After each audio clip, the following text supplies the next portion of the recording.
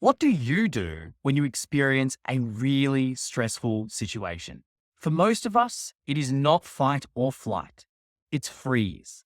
We start to spiral and we have no way to pause that spiraling because we aren't breathing properly. Here's a science backed tool to decrease your stress in real time. It's called the physiological sigh. You're using your physiology to impact your psychology. When you're stressed, CO2, that gas, builds up in your bloodstream and it makes it more acidic.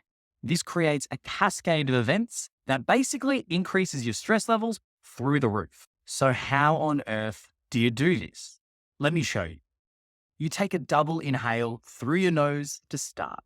So, you breathe in, get to 80%, and then you go all the way to the top to maximize your lung capacity and really dump that CO2 off.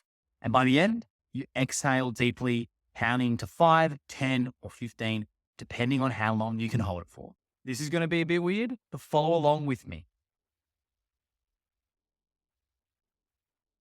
And that's it. The physiological sigh, use it next time you're experiencing heaps of stress so you can offload that CO2 and be a lot more calm and zen.